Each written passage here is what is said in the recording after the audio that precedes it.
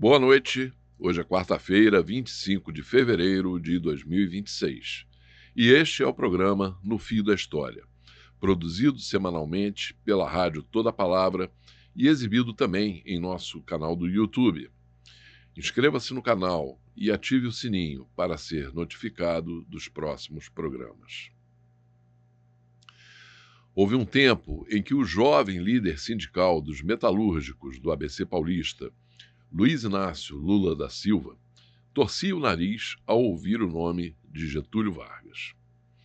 Ele chegou a ser procurado por Leonel Brizola, que reorganizava o velho PTB, depois substituído pelo PDT, ao voltar do exílio, querendo atrair para o movimento sindical trabalhista as novas lideranças dos trabalhadores, surgidas enquanto os ativistas do velho trabalhismo se encontravam no exílio, para onde foram lançados pelo golpe militar de 1964. Influenciado, porém, por setores da Igreja Católica e até mesmo por um certo elitismo de esquerda, Lula não queria aproximação com o trabalhismo histórico. Bobagens stalinistas, como a falsa afirmação de que a CLT, criada por Getúlio Vargas, seria uma cópia da Carta del Lavoro introduzida na Itália pelo fascismo de Benito Mussolini, ainda povoavam a imaginação e a ideologia dos fundadores do PT. Hoje, em seu terceiro mandato como presidente do Brasil, Lula reconhece que estava errado. Desde que assumiu pela primeira vez a presidência, que ele vinha fazendo acenos de reconciliação com o criador e principal nome do trabalhismo brasileiro. Lula repetiu o gesto de Getúlio, criador da Petrobras, ao lambuzar a mão com o petróleo recém-extraído das profundezas da terra brasileira, além de reconhecer as conquistas do presidente Vargas para os trabalhadores, o movimento sindical e a própria democracia brasileira. Uma delas, inclusive, a garantia do direito ao voto feminino, está completando 94 anos exatamente hoje, quando este programa está indo ao ar. Mas agora, essa autocrítica foi além dos acenos. Ela está impressa em letra de forma no texto do prefácio do livro Trabalhadores do Brasil, Discursos à Nação, organizado por Lira Neto, biógrafo de Getúlio Vargas, que compilou nesta recente obra quase 50 discursos históricos do velho líder trabalhista. O prefácio, escrito e assinado por Lula, é uma confissão explícita do seu erro de avaliação política sobre a importância e o legado do presidente Getúlio Vargas para a nação. Esse é um dos temas que você verá nesta edição de No Fio da História, com comentários de Brizola Neto. Ao final do programa, No Fio da História apresenta um vídeo emocionante, enviado ao programa pelo Centro de Memória Trabalhista, de um desses discursos históricos. O primeiro proferido pelo presidente Vargas no estádio de São Januário, em 1951, após voltar ao governo nos braços do povo, como ele gostava de dizer. Assista até o final.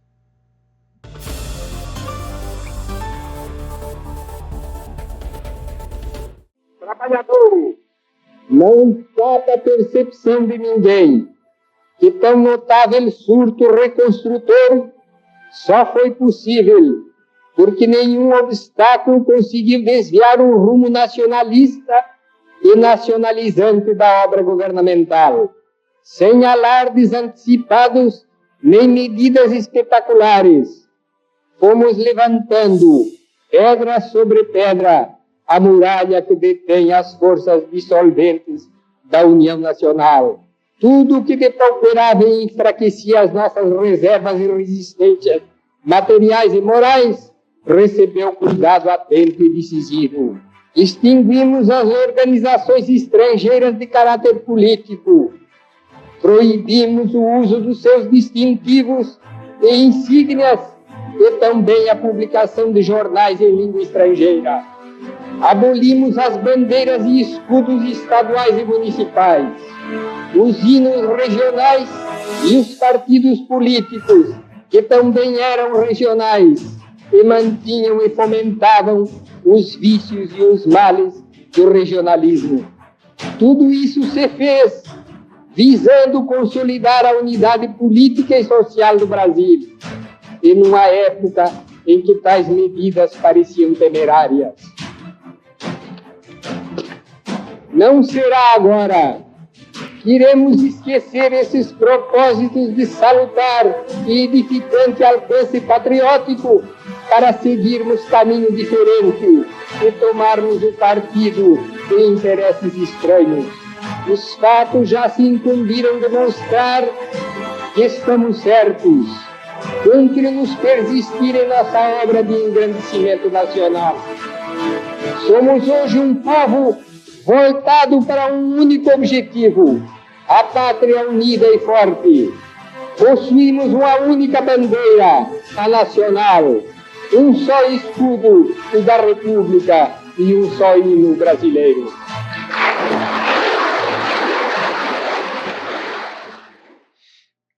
Bom, mais uma vez, comigo aqui, pela Rádio Toda Palavra, programa No Fio da História, e a participação do analista político Brizola Neto.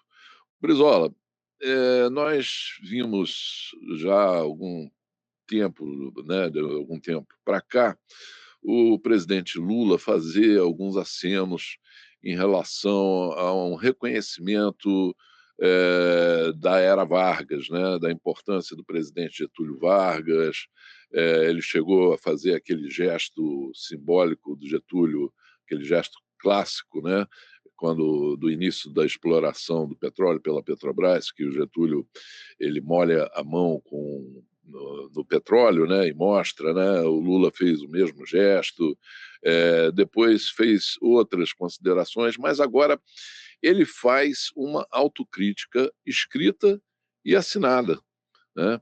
Ele faz essa autocrítica no prefácio do livro Trabalhadores do Brasil, Discursos à Nação, organizado pelo Lira Neto, que também é biógrafo do presidente Vargas, né?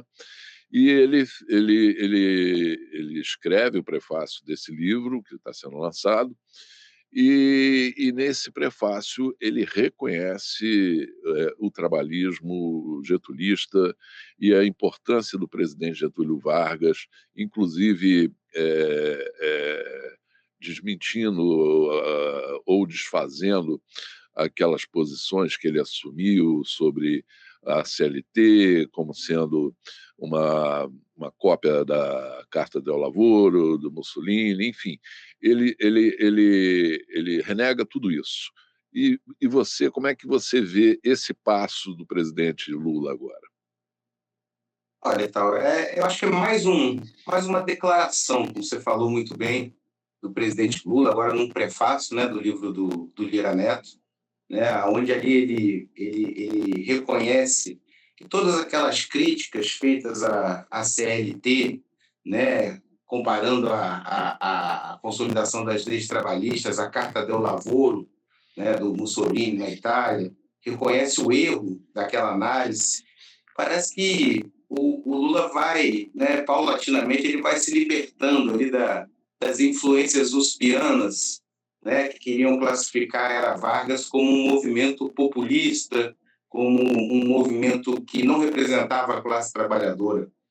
Então, assim, se a gente for ver o histórico, né, você tem esse momento, né, do início da exploração do pré-sal, em que ele faz o mesmo gesto do Getúlio, molhando a mão de petróleo, né? Quando eu me lembro que naquela época eu estava no mandato de deputado federal e presidi a comissão que mudou o marco regulatório do petróleo. E ali é um projeto de iniciativa do Executivo, foi um mandato do Congresso, né, mudando o regime de concessões que tinha sido feito pelo Fernando Henrique Cardoso, que entregava o petróleo brasileiro, né, às multinacionais, e o presidente Lula revoga ali naquele momento esse marco e cria o regime de partilha. Quando ele cria o regime de partilha, ele coloca a Petrobras novamente como operadora única do pré-sal. Mais um movimento em direção ao trabalhismo. Recentemente, acho que no início desse mandato do presidente Lula, o presidente Lula fez um pedido de desculpas abertas ao Brizola e ao Darcy, né, por ter criticado o CIEPS. Né? Então, assim, são um conjunto de movimentos que vão acenando em direção ao trabalhismo. Eu me lembro que nessa época da mudança do marco regulatório do petróleo, eu ainda lá com o nosso querido amigo Fernando Brito, lá no Tijolaço, escrevemos, né, um artigo. Né? Na verdade, foi um pouco depois da mudança do marco regulatório, quando ele escolhe a Dilma para ser candidata a presidente da República.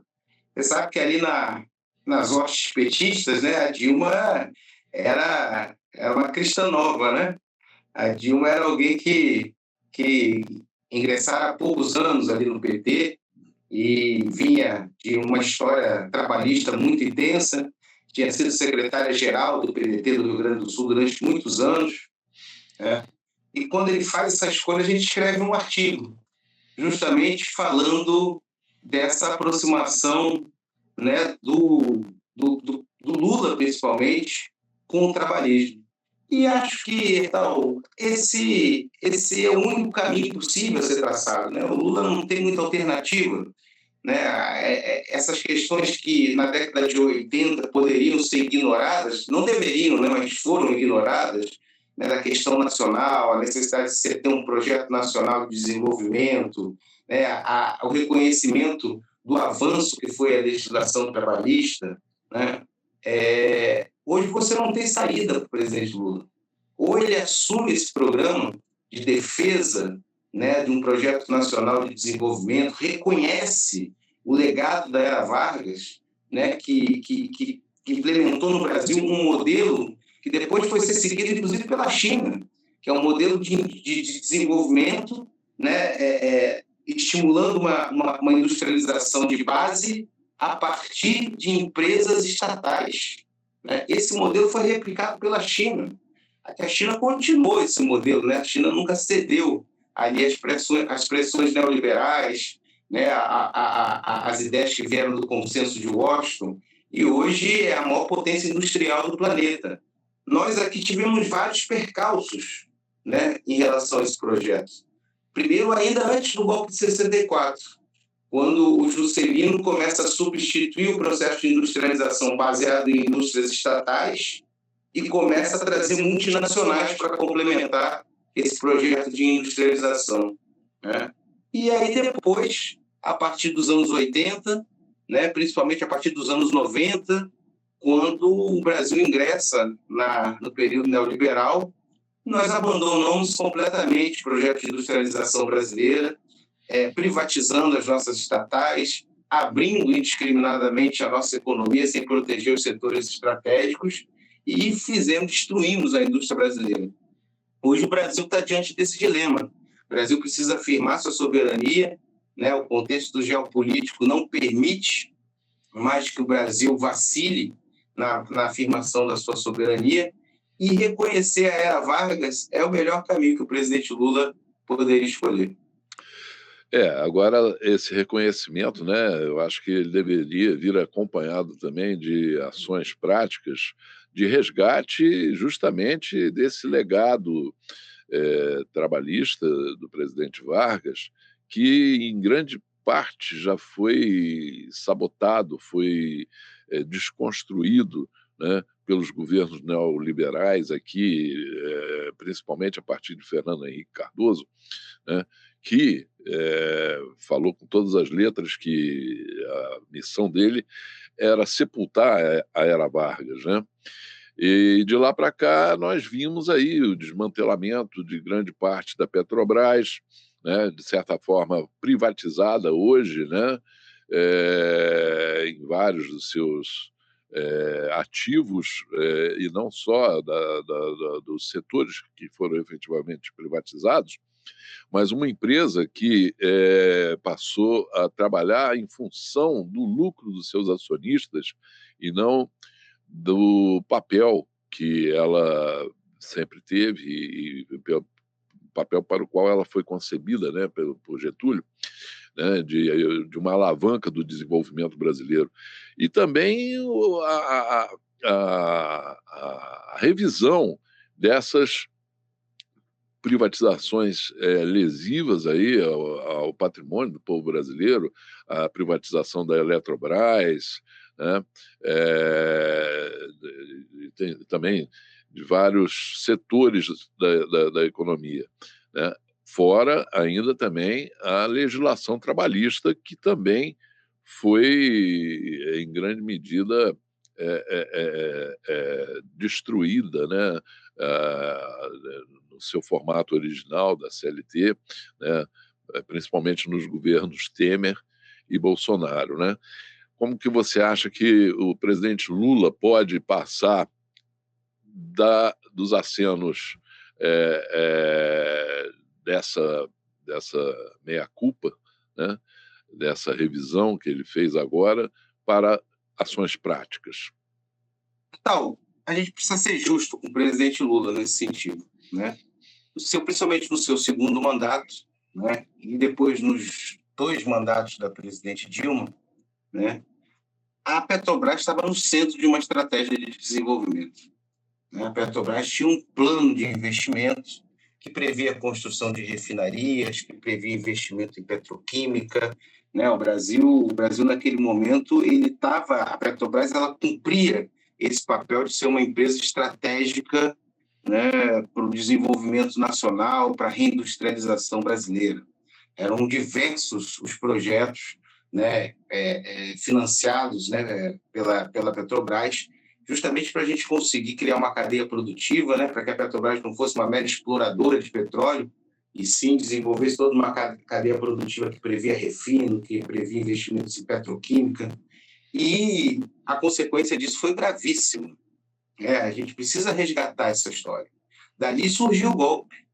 Assim como Getúlio, em 54, que foi golpeado principalmente pela iniciativa de criar a Petrobras, mais uma vez o petróleo se colocou no centro da questão geopolítica brasileira, e justamente por esse plano de desenvolvimento que tinha a Petrobras como seu alicerce fundamental, você iniciou ali um ataque brutal, né, que não tinha as características, né, que tem hoje, né, o imperialismo americano, que faz uma investida sem nenhum disfarce, né, mas naquele momento as empresas de espionagem americana entraram dentro da Petrobras, invadiram o e-mail da presidente Dilma e insuflaram instituições e autoridades brasileiras a destruir esse projeto.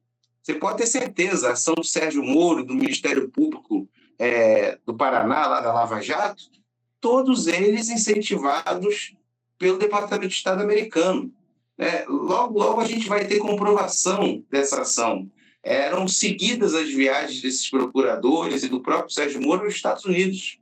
E se tem clareza de que a investigação, a espionagem feita por aquela agência americana, NSA, né, que entrou nos arquivos da Petrobras, que entrou até no e-mail da presidente Dilma, né, ela forneceu indicadores que poderiam ali, por erros, sem dúvida nenhuma, de alguns diretores da Petrobras, né, que deveriam ser punidos os diretores e não a empresa, né, ali eles começaram a cavar o desmonte desse processo de desenvolvimento que tinha a Petrobras como alicerce e botaram o presidente Lula na cadeia.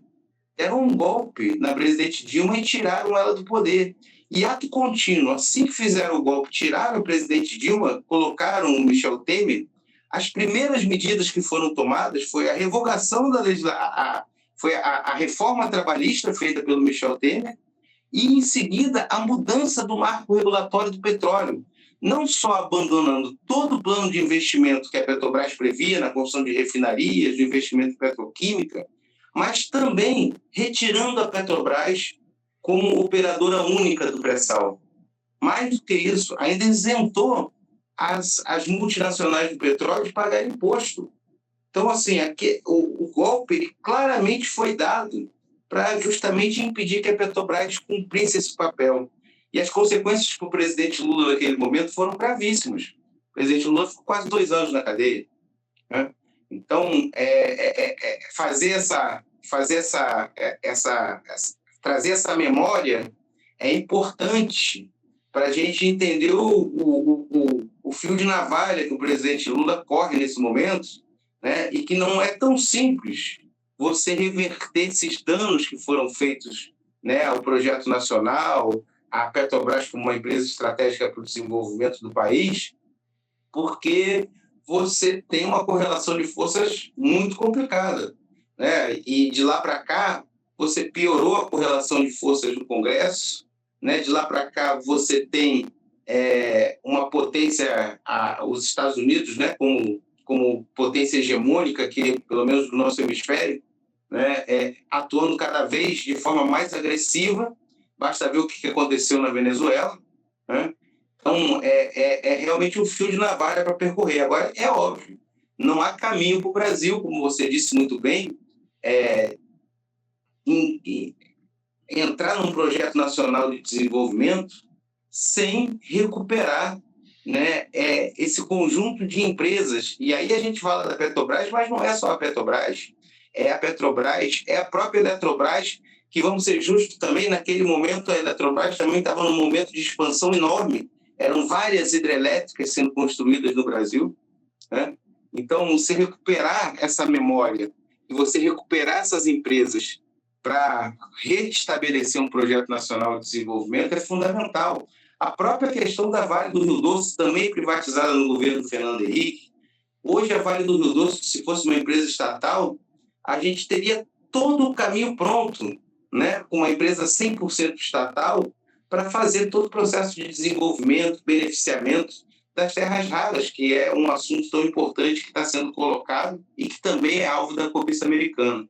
Então, voltando aqui no início da nossa conversa, esse encontro do Lula com o presidente Vargas é uma sinalização maravilhosa que a gente pode ter de que há uma clara intenção do presidente, né, manobrando diante da sua possibilidade aí com essa correlação de forças desfavoráveis, de principalmente, eu acredito num quarto mandato do presidente Lula, né, porque agora a gente tem uma situação difícil que tem que ser carregada até as eleições, dá uma guinada nacionalista que recupere as nossas empresas estatais, recupere o papel estratégico da Petrobras e que consiga botar o Brasil de novo, né, trilhando o caminho do desenvolvimento nacional. Você tocou num ponto aí importante, que é a questão das terras raras agora, né? Você vê que o presidente Getúlio Vargas, ele já tinha criado a CLT, ele já tinha oferecido aos trabalhadores brasileiros uma legislação que dava segurança e que fortalecia o papel dos sindicatos. Ele já tinha dado passos importantes para o desenvolvimento nacional, através da criação da CSN, né? Da metalurgia nacional, mas ele teve realmente a sua grande marca, né, na criação da Petrobras, não só por ser um símbolo desse desenvolvimento autônomo, né, mas por ser também um símbolo de uma afirmação soberana do Brasil, a soberania do Brasil, né, face aos interesses multinacionais e dos impérios, né, mas principalmente do Império Americano, né? Você não acha também que o presidente Lula, agora, diante dessa questão importantíssima, fundamental, para o futuro do desenvolvimento do planeta, né, que são as terras raras, ele não estaria, talvez, numa posição de oportunidade, como teve o presidente Getúlio Vargas na criação da Petrobras, para estabelecer também a sua grande marca no sentido do desenvolvimento nacional autônomo e também da soberania brasileira, ao estabelecer uma legislação e um processo nacionalista de exploração e de industrialização desses minérios? Sem dúvida, está diante de uma oportunidade histórica e tem dado declarações nesse sentido, né? Ele falou, por exemplo, que não tem interesse do Brasil produzir, explorar terras raras sem agregar valor e desenvolver uma cadeia produtiva no Brasil. Mais do que isso, né? A gente tem visto aí agora o presidente Lula indo buscar, primeiro pressionado pelos Estados Unidos, né, a compor um grupo de teóricos amigos dos Estados Unidos, né, para em conjunto, né, explorar terras raras e mandar essas terras raras para os americanos. Ele se negou a participar disso, né? E agora está buscando novas parcerias, né? O presidente Lula foi à Índia, né, assinou acordo lá para produção e beneficiamento de terras raras com o presidente da Índia, dando uma clara sinalização de que ele quer uma parceria que não seja uma submissão, como propõe os Estados Unidos. Ele quer uma parceria onde haja transferência de tecnologia, né? Ele quer uma parceria onde o potencial brasileiro, né, as grandes reservas brasileiras, sejam exploradas em benefício do povo brasileiro. E aí me parece que uma parceria com a Índia é muito mais apropriada do que uma parceria com os Estados Unidos. Então, o presidente Lula vem dando sinalizações nesse sentido. É claro que nos falta hoje uma Vale do Rio Doce. É impressionante quando a gente olha os projetos de terras raras do Brasil, não há um único projeto da Vale do Rio Doce hoje. Você vê o dano de você ter privatizado a Vale do Rio Doce, que é a maior mineradora brasileira, acho que é a maior mineradora do mundo, a primeira ou a segunda maior mineradora do mundo. Não tem um único projeto, não tem uma única pesquisa sobre terras raras no Brasil. Então você vê o prejuízo que a privatização da Vale nos causou e o atraso que isso pode significar para o Brasil em relação a esse mercado tão importante aí das terras raras. Então, o presidente Lula ele vem buscando saídas, né, para não se submeter, né, à pressão americana de entregar a nossa riqueza, né, para ser beneficiada nos Estados Unidos, vem buscando parcerias internacionais, mas, sem dúvida nenhuma, restabelecer uma empresa estatal do porte da Vale era o grande caminho para a gente realmente se apropriar dessa riqueza e colocar ela em benefício do desenvolvimento nacional e do povo brasileiro. Sim. Bom, já que você lembrou agora essa recente visita do presidente Lula à Índia, né?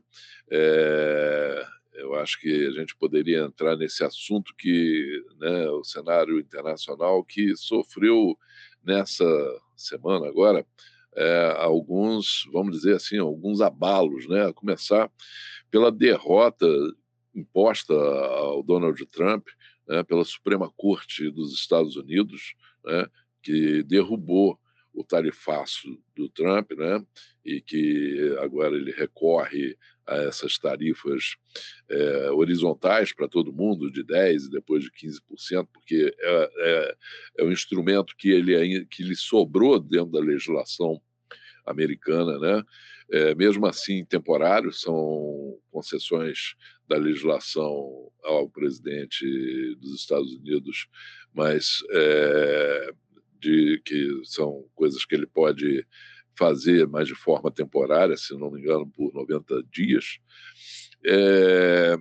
Mas, a par dessa derrota do Trump no cenário internacional, o presidente Lula faz um movimento muito interessante nessa viagem dele, né, ao Oriente, né, começando pela Índia e terminando lá na Coreia do Sul, né? Em relação à Índia, me parece que realmente é um movimento inteligente. Como você disse, um dos principais objetivos era a questão das terras raras, né? Estabelecer parcerias, criar uma sinergia, né? Para a exploração e beneficiamento das terras raras fora do eixo norte-americano, que quer impor, né, um domínio, né, sobre esses minerais brasileiros, né, que nós temos aqui a segunda maior reserva do mundo de terras raras, né, e também sem recorrer diretamente à China, né, que poderia ser um movimento talvez um pouco bastante provocativo, né, diante dos Estados Unidos. Então, o presidente Lula recorre a uma parceria com a Índia, né, que também tem tecnologia, que também está num processo de desenvolvimento tecnológico muito intenso, né, para buscar um parceiro, né, e um parceiro dos BRICS, né, um membro, né, são dois, Brasil e Índia, são dois sócios fundadores dos BRICS, né, e por fim ele vai também a Coreia do Sul, abrindo novos mercados para os produtos brasileiros. Agora, a Coreia do Sul já demonstra interesse em importar a carne brasileira, né? Enfim, como é que você analisa esses movimentos do presidente Lula e dentro dessa conjuntura onde Donald Trump sofre a sua primeira e grande derrota nesse segundo mandato? Olha, essa parceria com a Índia eu considero muito promissora, então, porque nesse contexto geopolítico internacional, quando a gente analisa os países que originalmente formaram os BRICS, né, Índia e Brasil sempre foram o alvo prioritário dos Estados Unidos para desestabilizar os BRICS. Eram os países onde os Estados Unidos enxergava a maior fragilidade e, ao mesmo tempo, a maior dependência dos Estados Unidos. E não por acaso, quando houve o processo do tarifaço, foram os dois países que tiveram as maiores tarifas. Brasil e Índia chegaram a ter tarifas de 50%, que depois foram renegociadas. Então, essa parceria ela é muito promissora. A parceria com a China, claro que seria muito interessante, mas a China está num processo de desenvolvimento muito adiantado, né? A China ela beneficia mais de 90% das terras raras desse mercado.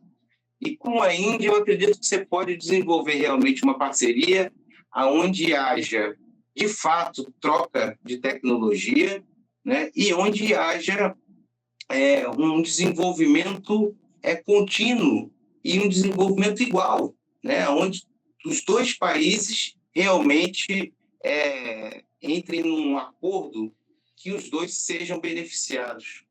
No caso da viagem à Coreia do Sul, importante abrir, né, mercados, né, para as exportações brasileiras, mas ali tem um detalhe muito importante ali também, né? Tem um acordo de troca de tecnologia, né, para que o Brasil passa a produzir insumos de medicamentos fundamentais para o SUS. O SUS é o maior sistema de compras de saúde, o maior sistema de compras de saúde do planeta, né? Um sistema universalizado, né, que tem uma compra pública gigantesca, né? E a gente depende muito da importação de medicamentos. A gente tem uma conta negativa na importação de insumos, né, para o fornecimento e o abastecimento de medicamentos do SUS, que gera grande prejuízo à balança comercial brasileira. Então, essa troca tecnológica, onde o Brasil possa se apropriar da tecnologia para a produção desses insumos, é também de suma importância. Em relação ao Trump, né, essa derrota, né, sem dúvida nenhuma, uma derrota significativa, né, para a sua estratégia geopolítica. A Suprema Corte disse: não, as tarifas elas não podem ser usadas como arma geopolítica. Esse foi o recado da Suprema Corte americana, né? Claro, elas vão ser. Ele vai fazer de tudo para reverter essa situação, né? Ele já criou em seguida uma tarifa horizontal, essa tarifa global, que atinge a todos os países, que é o instrumento que ele tem disponível por um período provisório, né? E o que a Suprema Corte falou é que ele não pode fazer um conjunto de tarifas discriminadas sem passar pelo Congresso. E aí você vai ter um momento crucial, né? Quais vão ser as eleições para o parlamento americano, né? Se sair dessas eleições o Trump com um revés político, perdendo maioria na Câmara, perdendo maioria no Senado, certamente essa estratégia dele de usar tarifas comerciais como instrumento geopolítico de pressão vai cair por água abaixo. Agora, se acontecer o contrário, se o Trump ganhar o parlamento e ele aumentar a sua maioria, certamente ele vai voltar à carga, inclusive usando o Congresso americano para restabelecer essas tarifas. Pois é. Vamos aguardar, porque esse ano é um ano decisivo lá na política norte-americana, né, com essas eleições de meio de mandato, né? Bom, também é um ano decisivo para nós aqui, né, com as nossas eleições para presidente da República, né, e governadores, deputados, senadores. Mas, como nós começamos o programa falando do presidente Lula, vamos encerrá-lo voltando ao tema do presidente Lula, mas não como presidente, mas como personagem da escola de samba da Acadêmicos de Niterói, né? Que desfilou pela primeira vez no grupo especial do Carnaval do Rio de Janeiro, né? E trouxe para a avenida a história do presidente Lula, né? Fez uma homenagem à trajetória do presidente Lula e houve assim uma nítida discriminação, né, dessa escola, desse enredo, né, por conta, bom, primeiro dos adversários políticos que, né, tentaram até impedir o desfile, né, mas também por meios de comunicação, especialmente pela TV Globo. A TV Globo ela discriminou a cobertura, mesmo antes do desfile, mas a cobertura, né, dos preparativos para o Carnaval, né, discriminou a Acadêmicos de Niterói, sempre trazendo questionamentos, demonstrando uma clara má vontade em relação ao tema, né, do desfile. E, por fim, no dia, né, do desfile na Avenida, foi o trabalho do jornalismo da TV Globo foi um trabalho de autocensura, claro, nítido, né? Eles deixaram de mostrar alguns dos mais importantes elementos do enredo da escola de samba, né? Omitiram, por exemplo, o golpe contra Dilma, presidente Dilma, em 2016, né, que estava presente ali no enredo, né? Enfim, a Globo cometendo essa autocensura, né, terrível, né? E ainda mais considerando que a Globo ela detém o monopólio da transmissão, né, do Carnaval do Rio de Janeiro. Como é que você viu esse papelão da TV Globo em mais esse Carnaval? É isso, mais esse Carnaval, né? Eu me lembrei muito da inauguração do Sambódromo, né? Quando o Brizola rompeu, né, aquela corrupção do monta e desmonta daquelas arquibancadas móveis, construiu o Sambódromo, deu dignidade ao desfile das escolas de samba e que foi boicotado do início ao fim pela Rede Globo. A Rede Globo chegou a fazer matéria dizendo que o Sambódromo ia cair, né? E perdeu naquele ano a transmissão do Carnaval, né? O Carnaval naquele ano foi transmitido pela Rede Manchete. Ela boicotou, né? A Globo tomou a atitude de boicote. Boicotou. Exatamente, isso. E fez uma campanha, né? Uma campanha suja, né? Inclusive dizendo que o Sambódromo tinha sido mal construído, que o Sambódromo tinha perigo de desabar, desincentivando a participação do público.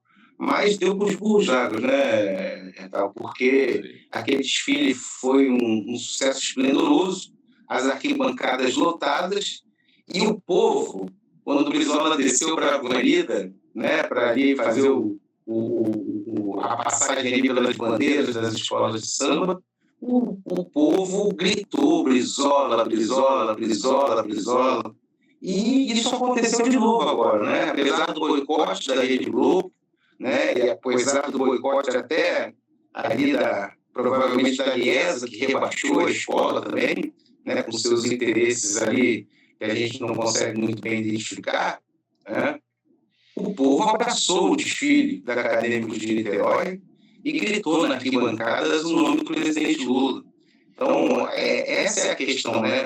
Apesar do boicote da Globo, né? A Globo, mais uma vez, mostrou sua falta de sintonia com o mundo das escolas de samba, com o povo carioca, que não só abraçou o desfile, como referenciou o homenageado.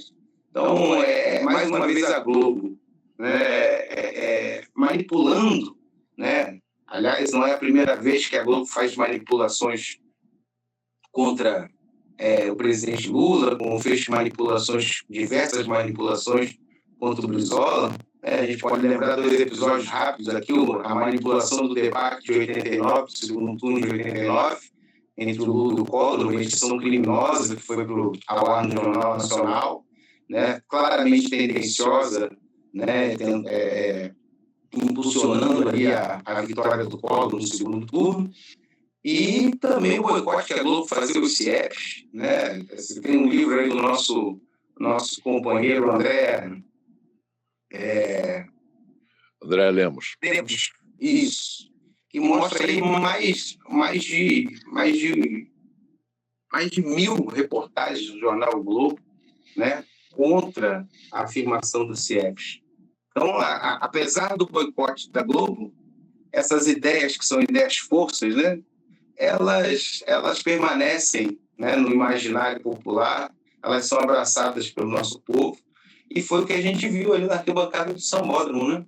Assim como lá em 84, né, o Brizola foi cantado pelo povo na arquibancada do Sambódromo, agora, em 2026, o presidente Lula também foi cantado pelo povo na arquibancada de São Paulo, a ponto do prefeito Eduardo Paes fazer questão de pegar o presidente Lula e descer para a avenida para acenar para o povo e pegar um pouquinho desse prestígio, né? Pois é. Bom, mas você falou que a Globo, é, na verdade, a Globo tem uma dificuldade de afinação com o samba, com o mundo do samba, apesar de tentar mostrar o oposto, né? Mas por uma razão muito clara, né? O carnaval nada mais é para a Globo do que um grande negócio, né? Um Sim. grande e lucrativo negócio. Essa, inclusive, foi a razão que fez o Roberto Marinho espumar de ódio e de raiva do Brizola, quando o Brizola, no seu segundo mandato, né, de governador, tentou, ainda ali no início, pressionar o prefeito Marcelo Alencar, que era o gestor do Carnaval, né, era prefeito do Rio, tentou pressionar para quebrar o monopólio da transmissão da Globo, né, do Carnaval do Rio de Janeiro, e o Roberto Marinho se enfureceu, né,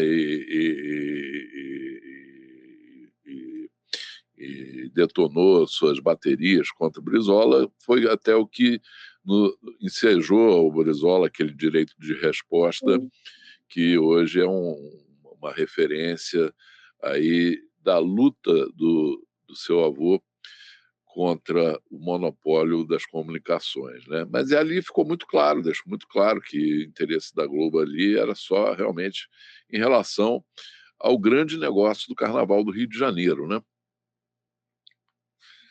E, agora, a Globo, o compromisso dela com o samba é exatamente esse, né? E é isso que você disse. Mais uma vez, a Globo manipulou, né? Já é da sua tradição, né? Como se diz, né? anedota, né? É da natureza dela, né? Da natureza da Globo, essas manipulações.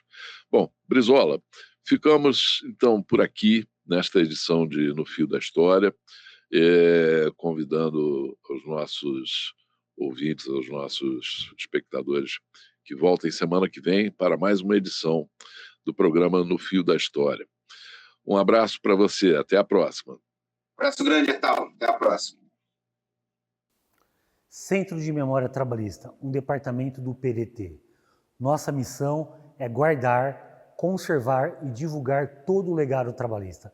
Nesse sentido, temos diversas publicações, seja cartilha, revistas, encartes, tudo gratuitamente. Só acessar www.flb-ap.org.br.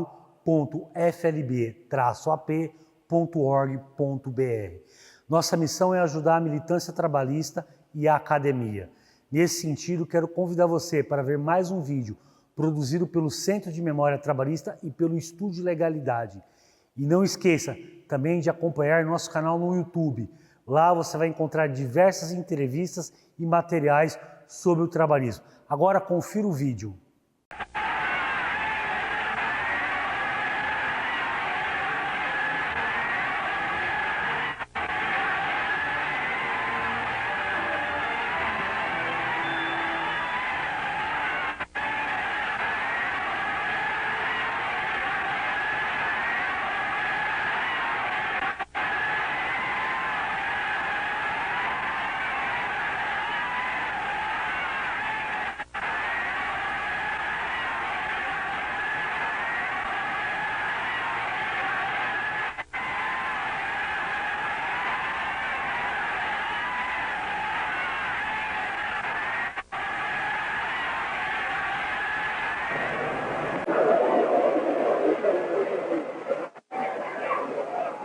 Trabalhadores do Brasil,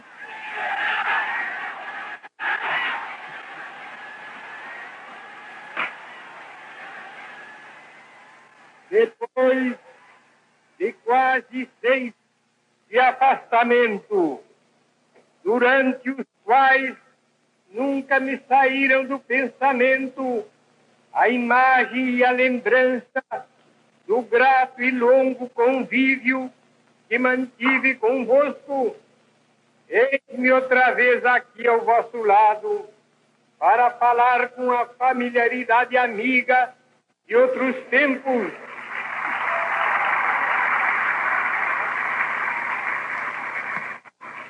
E para dizer que voltei, a fim de defender os interesses mais legítimos do povo e promover as medidas indispensáveis ao bem-estar dos trabalhadores.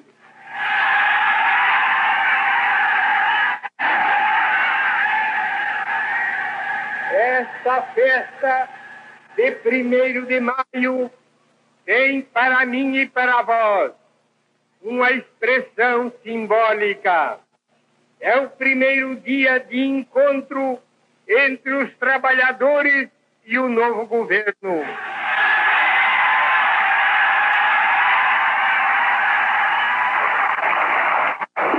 E é com emoção que retorno ao vosso convívio neste ambiente de regozijo e de festa nacional, em que nos revemos uns aos outros a céu aberto, em que o governo fala ao povo de amigo para amigo, na linguagem simples, leal e franca com que sempre vos falei.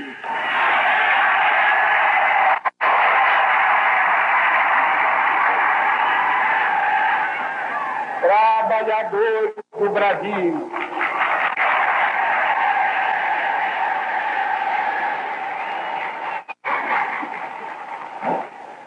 não me elegi sob a bandeira exclusiva de um partido, e sim por um movimento empolgante e irresistível das massas populares.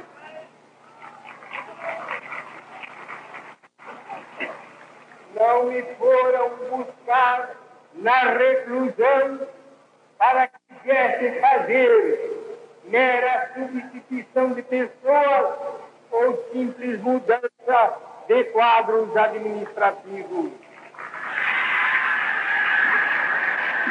A minha eleição teve significado muito maior e muito mais profundo, porque o povo me acompanha na esperança de que o meu governo possa indicar uma nova era de verdadeira democracia social e econômica.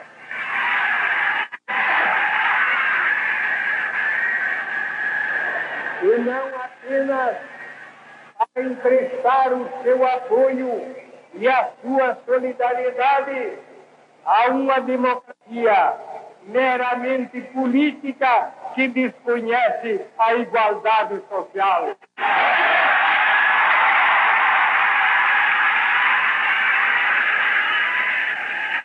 Percam a ilusão.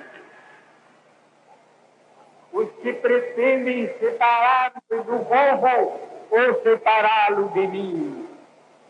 Juntos estamos e juntos estaremos sempre na alegria e no sofrimento, nos dias de festa como de hoje e nas horas de dor e de sacrifício.